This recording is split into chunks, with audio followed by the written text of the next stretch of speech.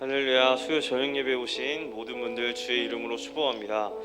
우리 함께 자리에서 일어나서 함께 찬양하기를 원하는데요, 주님을 기뻐하는 마음으로 우리가 주님을 맞이하는 마음으로 또 자리에서 일어나서 또 박수를 치면서 기쁨으로 찬양하기를 원합니다. 찬양하세요. 함께 찬양 드리시겠습니다.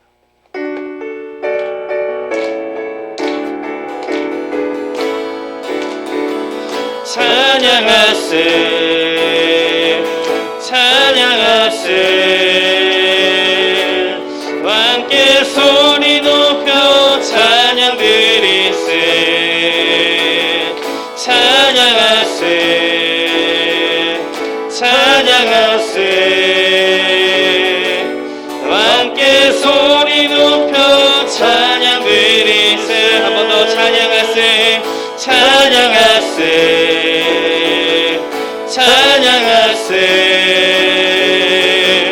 함께 소리 높여 찬양 드리세. 찬양하세, 찬양하세, 찬양하세, 함께 소리 높여 찬양 드리세.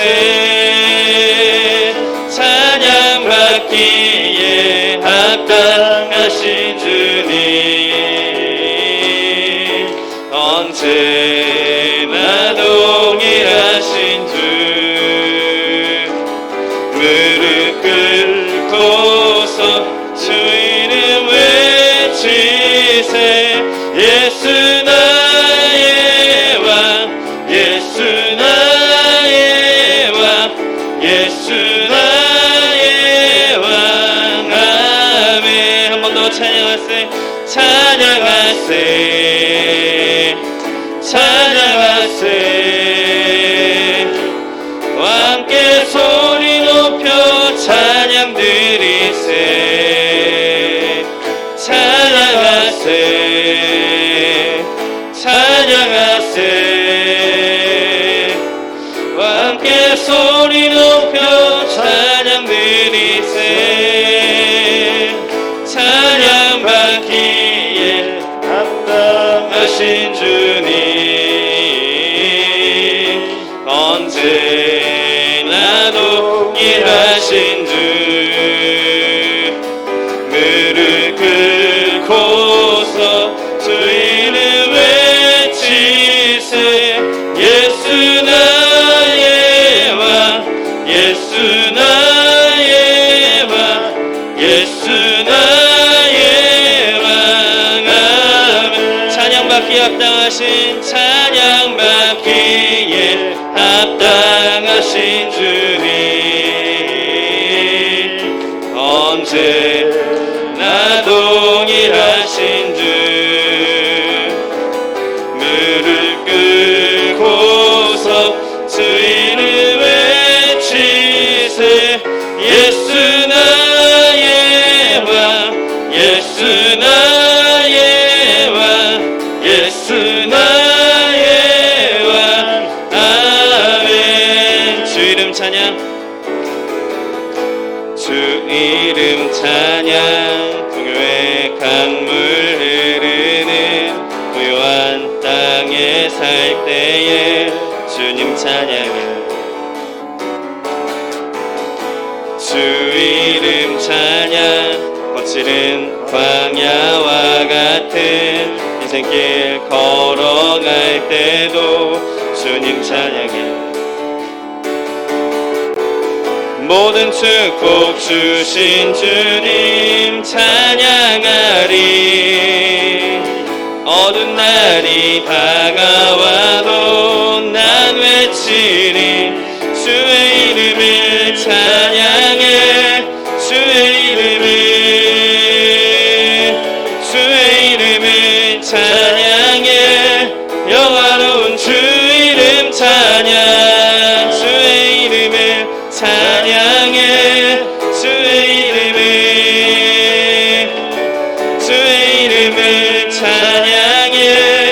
영화로운 주 이름 찬양. 한 번 더 주 이름 찬양.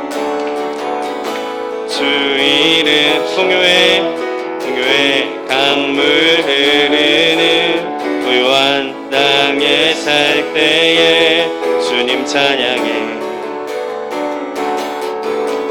주 이름 찬양. 거칠은 광야와 같은 인생길 걸어갈 때도 주님 찬양해. 모든 축복 주신 주님 찬양하리. 어두운 날이 다가와도 난 외치리. 주의 이름을 찬양해. 주의 이름을 찬양해. 영화로운 주 이름 찬양. 주의 이름을 찬양해. 주의 이름을 찬양해. 영화로운 주 이름 주의 이름을 찬양해. 주의 이름을 찬양해. 영화로운 주 이름 찬양. 주 이름 찬양. 주 이름 찬양. 햇살이 나를 비추고 만물이 새롭게 될 때 주님 찬양해. 주 이름 찬양. 가는 길 험할지라도 고통이 따를지라도 주님 찬양해. 모든 축복 주신 주님 찬양하리. 어두운 날이 다가와도 난 외치리. 주의 이름을 찬양해. 주의 이름을 찬양해. 영화로운 주 이름 찬양. 주의 이름을 찬양해. 주의 이름을 찬양해. 영화로운 주 이름 찬양. 주의 이름을 찬양해. 주의 이름을 찬양해. 영화로운 주 이름 찬양. 주님은 주시며 주님은 찾으시네. 내 맘에 하는 말 주 찬양합니다. 주님은 주시며 주님은 찾으시네. 내 맘에 하는 말 주 찬양합니다. 주의 이름을 찬양해. 주의 이름을 찬양해.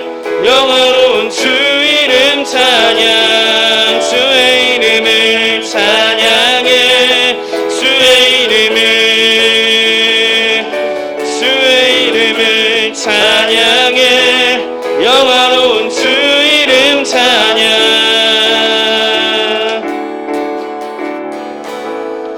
아멘. 하나님께 영광의 박수 올려드리기 원합니다. 언제나 어디에서나 하나님의 이름을 찬양하는 찬송하는 저와 여러분이 되기를 소원합니다. 약할 때 강함 대신에 함께 고백하기 원합니다.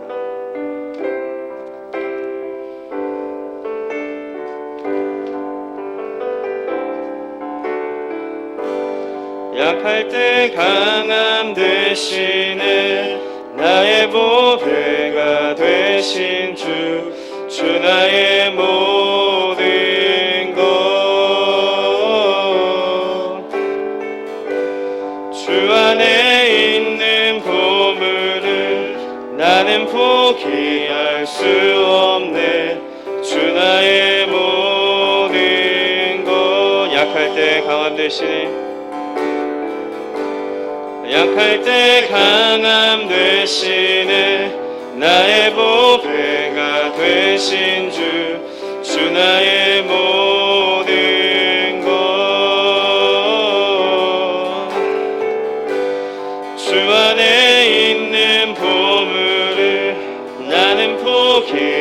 수 없네.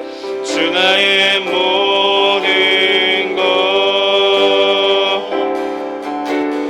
예수 어린 양 존귀한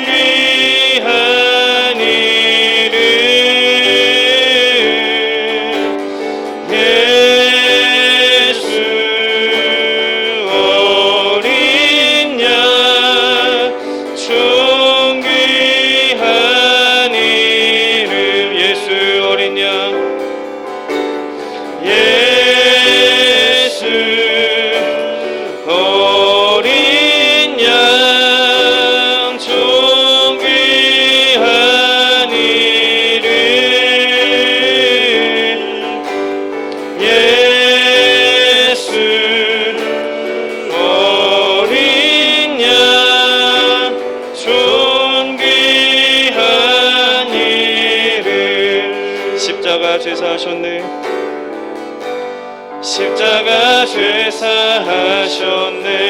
주님의 이름 찬양해. 주 나의 모든 것.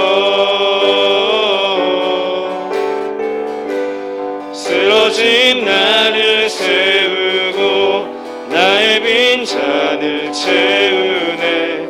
주 나의 모든. 한 번 더 고백하기 원합니다. 십자가 죄사하셨네. 십자가 죄사하셨네. 주님의 이름 찬양해. 주 나의 모든 것. 쓰러진 나를 세우고 나의 빈잔을 채우네. 주 나의 모든 것.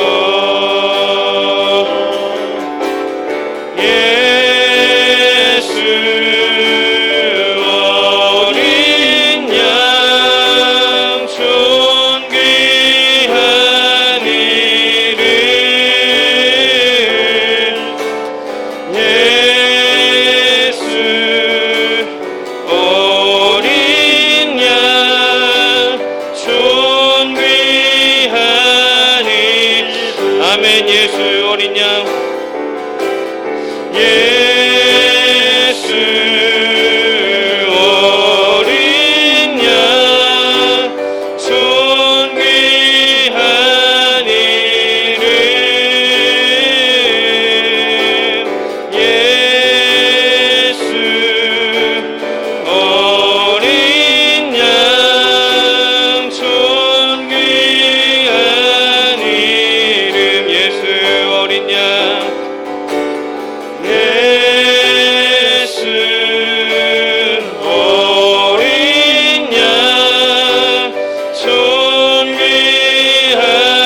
이름. 예수 어린 양 존귀한 이름. 주보여 주보여 날 정결케 하고 주보여 날 자유케 하니. 주 앞에 나 예배하는 이 시간 나의 모든 것을 주께 드리네. 주의 손 날 위해 지키셨고 주의 발 날 위해 박히셨으니 이제는 내가 사는 것이 아니요 오직 주를 위해 사는 것이라.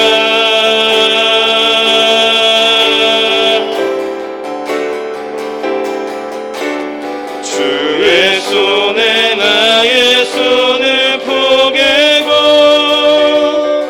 또 주의 발에 나의 발을 포개어 주와 함께 죽고 또 주와 함께 살리라. 영원토록 주 위에 살리라. 주의 손에 나의 손을 포개고 또 주의 발에 나의 발을 포개어 나 주와 함께 죽고 또 주와 함께 살리라. 영원토록 주 위에 살리라. 주 위에 살리라.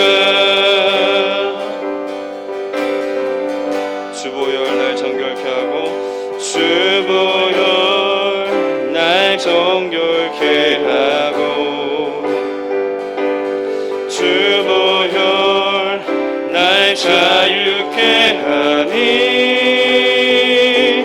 주 앞에 나 예배하는 이 시간 나의 모든 것을 주께 드리네. 주의 손 날 위해 지키셨고 주의 발 날 위해 박히셨으니 이제는 내가 사는 것이 아니요 오직 주를 위해 사는 것이라. 주의 손에 나의 손을 포개고 또 주의 발에 나의 발을 포개어 나 주와 함께 죽고 또 주와 함께 살리라. 영원토록 주 위에 살리라. 주의 손에 나의 손을 포개고 또 주의 발에 나의 발을 포개어 나 주와 함께 죽고 또 주와 함께 살리라. 영원토록 주 위에 살리. 주의 손에 나의 손을 포개고 또 주의 발에 나의 발을 포개어 나 주와 함께 죽고 또 주와 함께 살리라. 영원토록 주 위에 살리라. 주 위에 살리라. 아멘. 이 시간 함께 오늘 예배를 위해서 함께 기도하기 원합니다. 하나님, 우리를 예배의 자리를 불러주신 주님 너무나 감사합니다. 이 시간 아버지 하나님, 주님 앞에 나아갈 때 주님의 은혜를 의지하여서 주님의 그 보혈을 의지하여서 주님 앞에 나아갑니다. 거룩한 산 제물로 주님 앞에 예배자로 설 수 있도록 도와주시옵시고 우리의 생각과 우리의 모든 것들은 다 내려놓게 하여 주시며 주님이 나의 주인 되심을 고백하게 하여 주옵소서. 주님과 함께 죽고 주님과 함께 살아날 수 있도록 도와주시옵시고 주님의 그 생명을 이 땅 가운데 전파하며 살아갈 수 있도록 은혜를 더하여 주옵소서. 오늘도 나에게 말씀하여 주옵소서. 주여 한번 부르시고 기도하시겠습니다. 주여 하나님 아버지 감사합니다. 아버지는 우리를 불러주신 주님 너무나 감사합니다. 하나님 앞에 나아갈 때마다 번제로 주님 앞에 나아갈 수 있도록 주여 도와 주옵소서. 모든 것을 다 태워져서 하나님 앞에 향기로운 제물로 향기로 올라갔던 것처럼 주여 안에 우리가 주님 앞에 나아갈 때마다 주의 보혈을 의지해서 나아갈 수 있도록 도와주시옵시고 주님 앞에 나아갈 때마다 우리의 모든 생각과 모든 것들 다 태워지게 하여 주셔서 새로운 아버지 생명을 가지고 이 땅에 살아갈 수 있도록 도와주시며 주의 사랑과 은혜를 전파하는 자들 될 수 있도록 도와주옵소서. 예수로 살고 예수로 아버지 하나님 증거하며 아버지 살아갈 수 있도록 도와주시옵시고 오늘도 나에게 말씀하여 주셔서 그 말씀의 순종으로 나아가며 또 하나의 은혜로 살아갈 수 있도록 도와주시옵소서. 말씀 같이 보겠습니다. 고린도전서 13장 1절에서 7절까지 말씀입니다. 고린도전서 13장 1절에서 7절까지 말씀입니다. 한 절씩 교독하면서 말씀을 읽겠습니다. 제가 먼저 읽겠습니다. 내가 사람의 방언과 천사의 말을 할지라도 사랑이 없으면 소리나는 구리와 울리는 꽹과리가 되고, 내가 예언하는 능력이 있어 모든 비밀과 모든 지식을 알고 또 산을 옮길 만한 모든 믿음이 있을지라도 사랑이 없으면 내가 아무것도 아니요. 내가 내게 있는 모든 것으로 구제하고 또 내 몸을 불사르게 내줄지라도 사랑이 없으면 내게 아무 유익이 없느니라.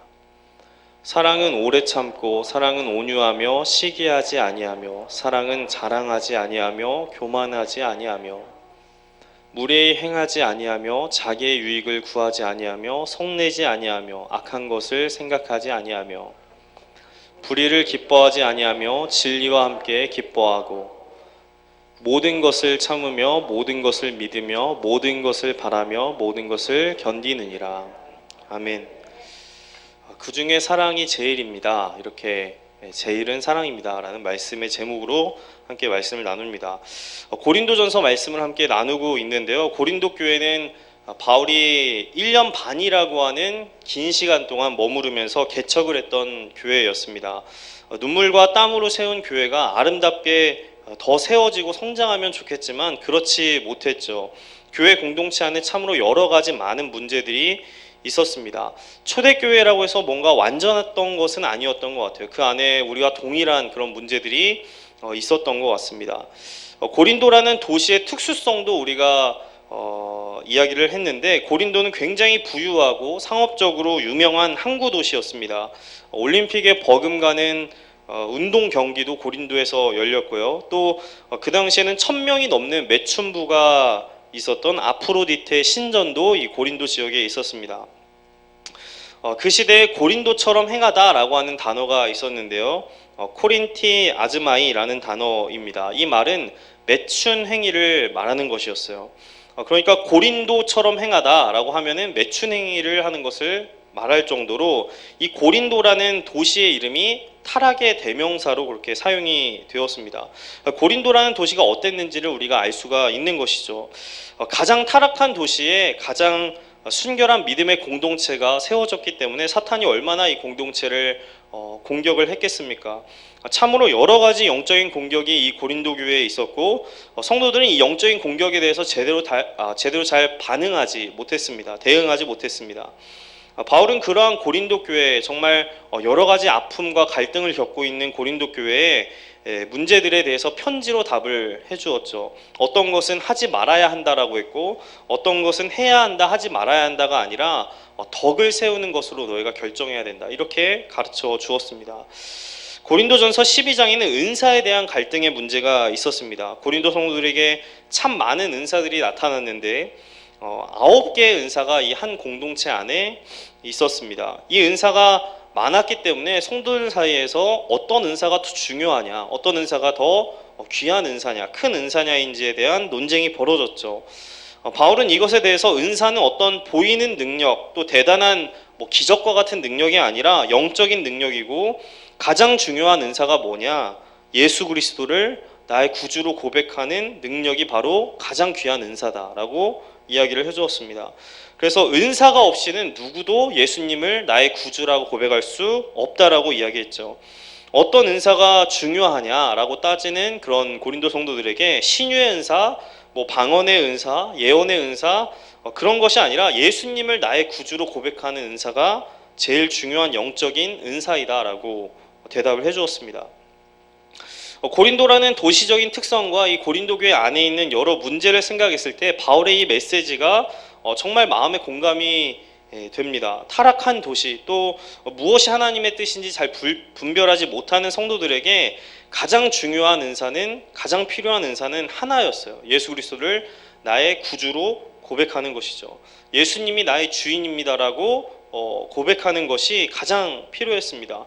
그 고백 하나만 확실하다면 이 고린도 교회는 아무리 타락한 도시에서도 순결한 믿음의 공동체로 세워질 수가 있었던 것입니다. 주일날에 이 은사에 대한 그런 메시지를 제가 1, 2부 때 함께 나누었는데 은사는 모두에게 주어졌습니다. 또 은사는 어떤 은사를 가지냐보다 얼마나 많이 사용하느냐가 훨씬 더 중요합니다. 또 은사는 공동체를 세우기 위해서 주신 것입니다. 이 내용으로 말씀을 함께 나누었습니다. 그리고 오늘 본문 말씀으로 이어지는 거예요. 고린도전서 13장으로 이어집니다. 12장 마지막 절에서 바울이 이렇게 이야기를 했거든요. 12장 31절 말씀입니다. 같이 읽겠습니다. 시작. 그러나 여러분은 더 큰 은사를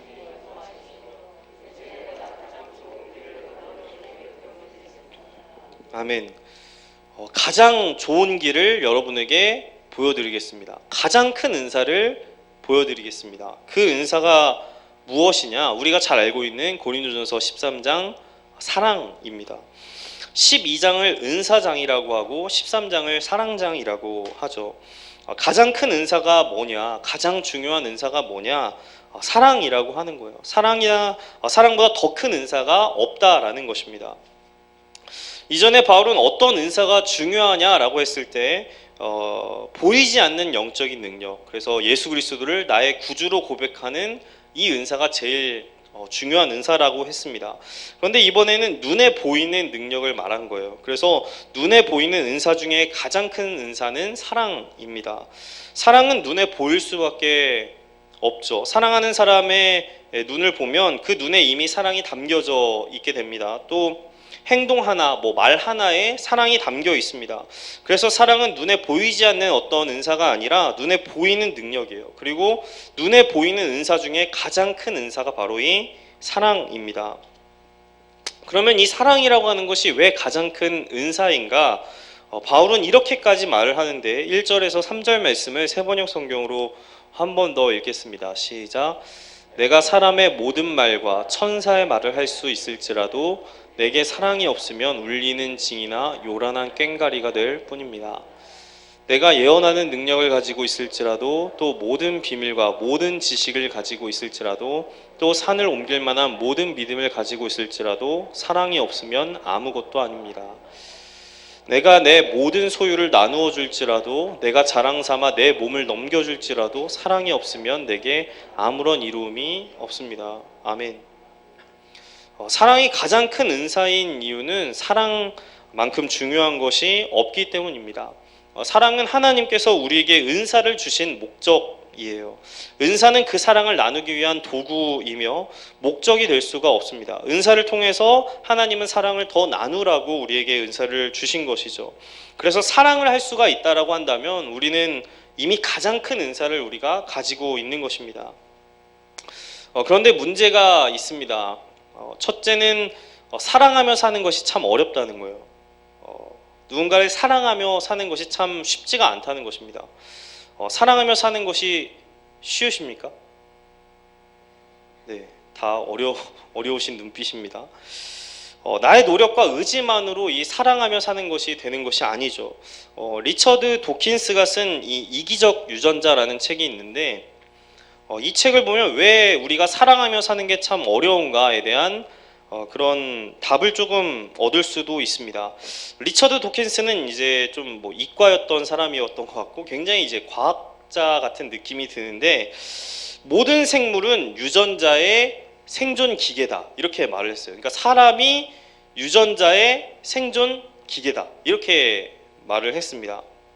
사람의 몸은 세포로 이루어져 있고요. 그리고 세포 안에 핵이 있고 핵 안에 염색체가 있고 염색체 안에 유전자가 있고 유전자 안에 DNA가 있죠. 네, 다 모르시는 눈빛이죠. 네, 저도 몰랐어요. 네, 이 유전자가 이 설계도에 대한 그런 해당하는 것이 유전자인데 생명체가 몸을 유지하기 위해서 이렇게 설계도가 있어야 되는데 그 설계도가 유전자입니다. 그래서 저라는 이제 외모 이 모든 것을 유지하기 위해서는 저의 이제 유전자가 따로 있는 것이죠.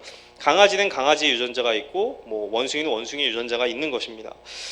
이 이기적 유전자의 책의 내용은 모든 생물에게는 인간을 포함해서 동일한 유전자의 시스템이 있다는 거예요. 모든 유전자는 똑같이 반응한다라는 것입니다. 그것이 바로 생존과 복제 이 두 가지 목적을 가지고 유전자는 살아간대요. 그래서 유전자는 끊임없이 생존과 복제에 대한 열망을 가지고 있습니다. 예를 들면 토끼가 사자보다 약합니다. 대신 작고 날렵하고 좀 빠르죠. 그래서 토끼는 본능적으로 사자를 만났을 때 도망을 갑니다. 사자는 토끼보다 몸집이 크고 힘이 셉니다. 다만 이 힘을 유지하기 위해선 많은 에너지가 필요하죠. 그래서 토끼를 봤을 때는 먹어야 하는 거예요. 이것은 이제 토끼와 사자가 생존을 위해서 움직이는 행동이라고 하는 거죠.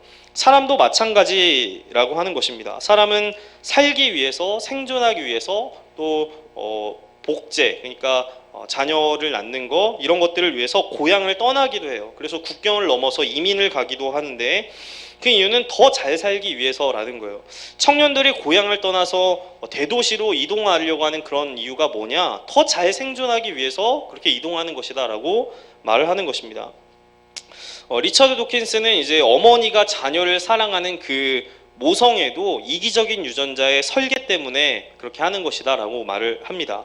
왜냐하면 아기가 어머니의 유전자를 가지고 있기 때문에 어머니는 자기 유전자를 가지고 있는 아기를 보호하고 사랑하는 것으로 설계가 됐다는 거예요. 이렇게 이제 도킨스가 이런 식으로 이기적 유전자라는 책을 썼습니다. 그러면 이렇게 질문할 수가 있겠죠. 사람들이 협력하는 것은 그럼 어떻게 설명할 수 있습니까? 이기적인 사람이 어떻게 협력을 할 수가 있습니까? 도킨스는 그것마저도 유전자의 이기적인 전략이라고 말을 하는데, 대형 어류가 있으면 대형 어류에 그 입속에 찌꺼기가 있고 그것을 청소해주는 청소어가 있습니다. 재밌는 것은 이 대형 어류가 청소어랑 비슷한 크기의 몸집을 가진 물고기를 먹고 산다는 거예요. 근데 희한하게도 이 청소어는 절대로 잡아먹지 않는데요. 크기가 비슷한데 청소어는 절대로 안 먹는다는 거죠. 그럼 이유가 무엇이냐? 청소어를 내가 배려하고 내가 청소어를 도와주기 위해서 안 먹는 것이 아니라 내 생존을 위해서 그 청소어를 놔두는 거라는 거예요. 협력의 중심에 이타심이 있는 것이 아니라 이기적인 본능이, 유전자의 이기적인 본능이 있는 거라고 하는 것입니다. 사람은 물론 더 높은 가치를 위해서 자기 자신을 희생할 수도 있습니다. 누군가를 살리기 위해서 내 생명을 버리기도 하죠. 도킨스는 그것이 가능한 이유가 이제 밈이라는 단어로 설명하는데, 이거는 이제 제가 설명을 안 드리고, 이렇게 이기적인 유전자라고 하는 이 책을 읽어보면 인간을 너무 이렇게 좀 같이 폄하한 것이 아니냐, 이렇게 너무 인간을 낮게 보는 것이 아니냐, 이렇게 생각을 할 수가 있습니다. 그런데 생각해보면 또 아예 틀린 말은 아닌 거예요. 인간의 모습 가운데 이기적인 모습들이 없습니까? 그런 것이 아니죠. 때로는 동물보다 더 이기적인 존재로 보일 때가 있는 것이 사람입니다. 누군가를 돕는 것도 사실은 이타심이 아니라 나의 유익을 위해서 그렇게 돕는 경우도 너무나 많이 있죠. 그래서 이 도킨스의 말이 사람을 너무 폄하한 것 같은데, 이렇게 생각할 것이 아니라 사람의 한 모습도 이런 모습이 분명히 있는 것입니다. 그리고 이 내용을 통해서 우리가 위안을 조금 얻을 수 있는데, 그것은 왜 이렇게 나는 사랑하며 살기가 어려울까?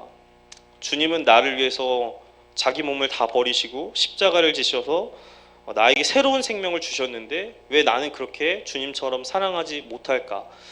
이렇게 고민하는 사람에게, 이렇게 고민하는 분이 계시다면 사람은 누구나 그렇게 사랑하며 살기가 어렵다는 거예요. 그것도 유전자적으로, 과학적으로 봤을 때 그게 어렵게 설계가 되어 있다는 거예요. 목회자인 저도 목사님이니까 사랑이 많으신 분이겠지 할 수 있겠지만 그렇지가 않습니다. 저도 사랑에 있어서 참 부족함을 많이 느끼는 그냥 평범한 남자일 뿐이에요. 사랑하며 사는 것이 첫 번째 어려운 이유가, 첫 번째, 인간은 누구나 다 이기적인 존재이기 때문이고요. 두 번째 이유는 성경이 말하는 사랑과 우리가 생각하는 사랑이 다르기 때문입니다. 서로 사랑하십시오라는 말을 들었을 때 그 대상이 누구일까요? 그 사랑의 기준이 있다면 어떤 기준일까요? 우리는 오늘 우리가 만나는 모든 사람들, 내 가까이 있는 사람들, 오늘 내가 만나는 사람들을 사랑하며 사는 것이 최선일 것입니다. 그런데 성경이 말하는 사랑의 기준은, 어떻게 사랑할까의 그 기준이 예수님처럼이라는 거예요. 십자가의 사랑을 의미한다는 거예요. 서로 사랑하십시오. 이 말이 뭐냐면 예수님처럼 서로 사랑하십시오예요. 기준이 우리의 기준과는 너무나도 다른 것이죠. 영국의 빅토리아 여왕 때에 앨리스라는 공주가 있었습니다. 그런데 앨리스의 공주의 아들이 4살이었어요. 아들이. 근데 이 아들이 악성 디프테리아 전염병에 감염이 되었습니다. 앨리스 공주도 몸이 허약한 편이었기 때문에 의사가 공주에게 절대로 아들에게 가까이 가면 안 된다고 신신당부를 했습니다.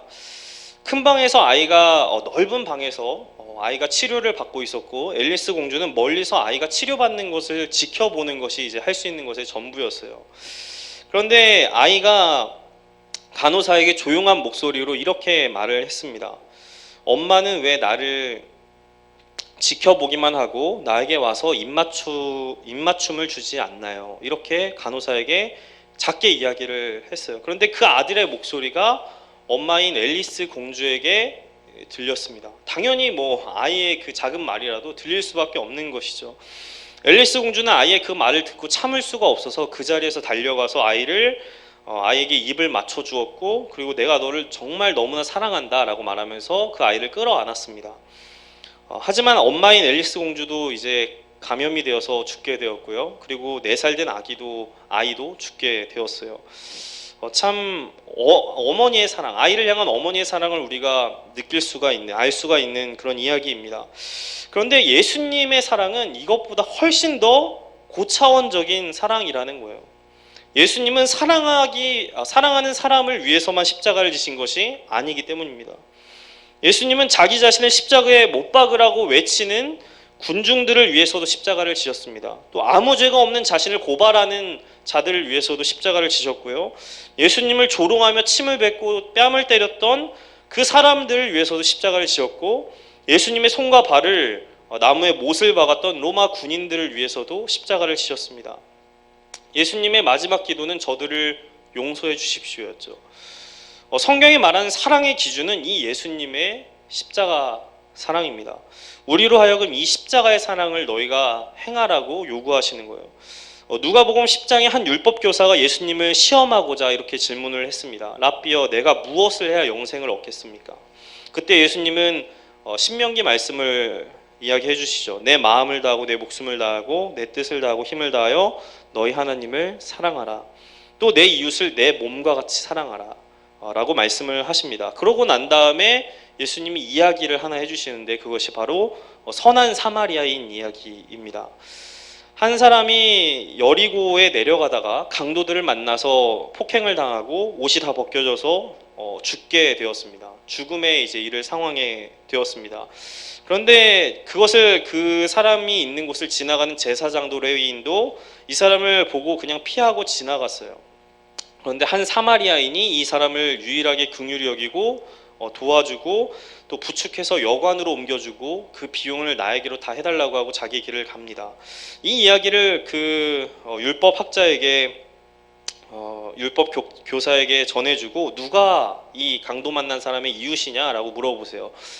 그러자 율법 교사가 사마리아인입니다. 이렇게 대답을 했습니다. 그런데 성경학자들은 이 강도를 만난 사람은 그럼 누구였을까? 이것에 대해서 질문을 합니다. 아마도 예수님의 이야기의 문맥상으로 보았을 때 강도를 만난 사람은 유대인이었을 거라는 거예요. 그러면 그 선한 사마리아인은 원수와 같은, 나를 걔보다 못한 사람으로 취급하는 그 원수와 같은 유대인을 돕고 살리고 그렇게 치료해 주었다는 거죠. 그러니까 예수님의 사랑의 기준이 무엇이라는 것입니까? 원수까지도 사랑하라는 것이 예수님의 사랑의 기준이에요. 우리가 좋아하는 사람, 우리가 사랑하는 사람만 사랑하며 사는 것도 참 어려운데, 예수님의 기준은 그것과는 훨씬 더 다른 고차원적인 너의 원수도 사랑해야 돼. 내가 사랑한 것처럼 너희도 사랑해야 돼. 이렇게 말을 하시는 것입니다. 그러면 어떻게 우리가 예수님처럼 사랑할 수 있겠습니까? 태어날 때부터 이기적인 본능을 가지고 태어난 우리가, 좋아하는 사람 사랑하며 살기도 힘든 우리가 어떻게 예수님처럼 사랑하며 살 수 있을까요? 그 사랑의 은사를 가질 수 있는 방법이 무엇일까? 그 메시지를 함께 고백하기 원합니다. 시작. 성만찬을 통해 사랑으로 나아갈 수 있습니다. 아멘. 저는 오늘 말씀을 준비하면서 이 예수님의 성만찬이 참 많이 생각이 났습니다. 성만찬은 예수님의 살과 피를 함께 나누는 그런 예식인과 동시에 초대교회에서는 이 성만찬이 예배 그 자체였죠. 초대교회에서 성만찬은 예수님의 살과 피를 함께 나누었고 예수님의 죽으심과 부활을 기념하고, 그리고 이 살과 피, 이 음식을 같이 나누는 사람들은 한 형제이고 자매이며 그리고 예수님 안에서 한 가족이 되었습니다. 그래서 신분과 상관없이 다 평등한 그런 공동체가 만들어졌죠. 이것이 초대교회 공동체에서 이루었던 역사였고요. 사랑의 역사였습니다. 하나님 앞에 예배 드릴 때마다, 성만찬을 나눌 때마다 그들은 주님 안에서 연합되었고요. 그리고 주님의 사랑이 그들 가운데 드러나게 되었죠. 제가 유퀴즈를 이제 설교 예화 때 자주 쓰는데 유퀴즈를 또 봤습니다. 근데 이 뇌과학을 연구하시는 분이 나왔어요. 이분이 카이스트에서 뇌과학을 연구하시는 김대수 교수님입니다. 이분이 뇌를 연구하시는데 리처드 도킨스와 비슷한 이야기를 하십니다. 뇌는 철저하게 이기적이래요. 자기밖에 모른대요, 뇌는. 그래서 사람이 누군가를 사랑하고 누군가를 위해서 헌신하고 희생하는 것은 뇌과학자인 자기가 연구했을 때 불가능한 일이래요. 뇌를 관찰했을 때. 그런데 그러면 사람이 어떻게 다른 사람을 더 사랑하고 희생하며 헌신할 수 있냐? 들여다봤더니 뇌가 확장이 되면 가능하다는 거예요. 그러니까 머리의 뇌가 아니라 뇌가 확장이 되면 가능하대요. 왜냐하면 제가 이칠복 장로님과 제가 확장이 돼서 이칠복 장로님과 제가 같은 뇌가 되면 이칠복 장로님을 사랑할 수 있다는 거죠. 헌신할 수 있다는 거죠. 그래서 다른 사람이 나의 일부가 되었을 때 그때 사람은 그 사람을 위해서 충분히 헌신하고 희생할 수 있다라고 이야기를 하더라고요. 그러고 보니까 예수님은 그렇게 서로 싸우고 있는 제자들에게 이렇게 말씀을 하셨습니다. 내 이웃을 내 몸과 같이 사랑해라. 왜 굳이 내 몸이라고 이야기를 하셨을까? 저는 예수님이 이 사람의 프로그래밍을 알고 계셨던 것이 아닌가, 이런 생각이 들었습니다. 철저하게 자기밖에 모를 수밖에 없는 그런 존재임을 아시고 네 몸과 같이 내 이웃을 사랑하라 라고 말씀을 하신 것이 아닌가 생각이 들었습니다. 내 몸이 확장이 되어서 내 이웃의 몸이 진짜 내 몸처럼 여겨질 때 우리는 서로 사랑하며 살아갈 수가 있다라는 거예요. 또 유전자적으로 우리가 볼 때 예수님의 살과 피를 함께 나누어 먹으면 예수님의 유전자가 함께 나누어지는 것이죠. 예수님의 그 살과 피를 같이 우리가 나누면서 하나의 공동체가 되고 하나의 가족, 하나의 형제와 자매가 되는 것입니다. 그래서 예수님의 몸과 피를 나누는 이 성만찬, 그리고 예배를 통해서 우리가 한 공동체로 사랑하며 살아갈 수가 있다라고 하는 거예요. 정리를 하면 사랑은 가장 큰 은사입니다. 사랑이 제일입니다. 그러나 우리는 너무나 연약하여서, 이기적인 존재여서 우리가 충분히 예수님의 그 사랑을 우리가 실천하며 살아가기가 참 어렵죠. 그러나 우리가 사랑할 수 있는 방법은 주님의 살과 피를 우리가 함께 나누는 것입니다. 이것은 예배를 드리는 것으로도 말할 수가 있습니다.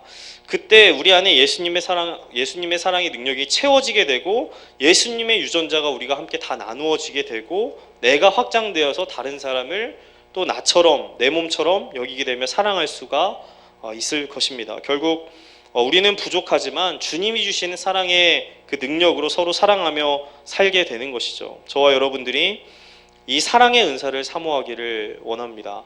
세상에는 참 부러운 은사들이 많이 있죠. 저도 저번 시간에 말씀을 드린 것처럼 목사님이 손 닿으면 다 쓰러지고 하는 거, 저도 그런 은사 있었으면 좋겠다고 생각을 했는데, 근데 바울의 말은 이거예요. 그런 은사가 중요한 게 아니라 제일 큰 은사는 사랑이야. 너희가 제일 구해야 되는 거는 눈에 보이는 은사가 아니라 사랑을 구해야 돼.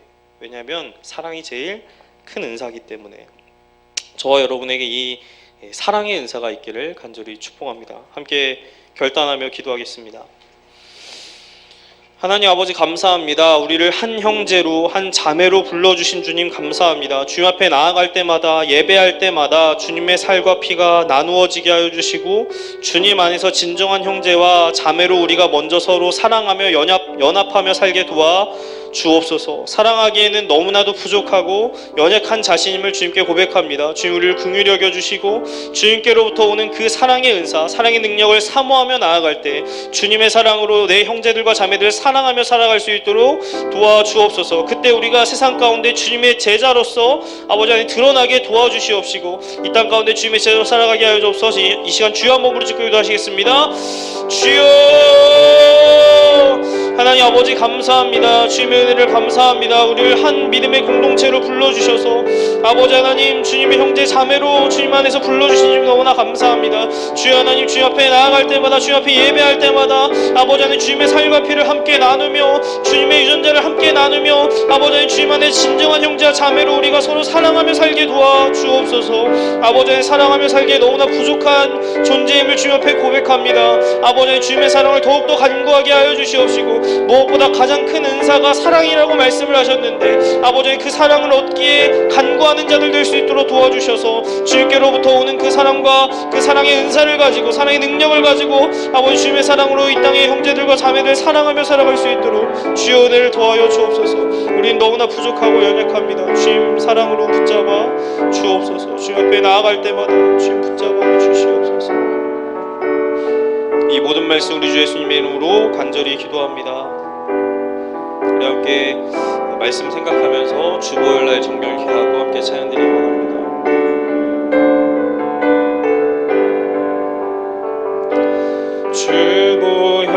주보혈날 정결케 하고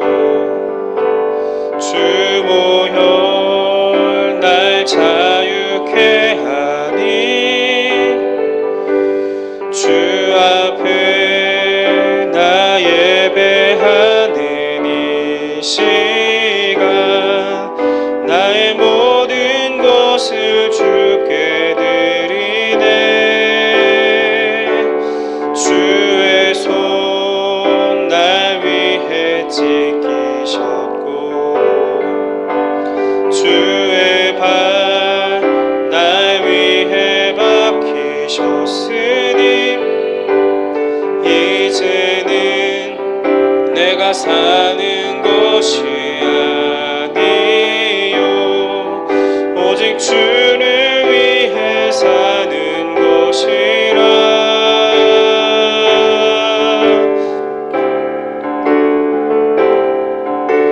주의 손에 나의 손을 포개고 또 주의 발에 나의 발을 포개어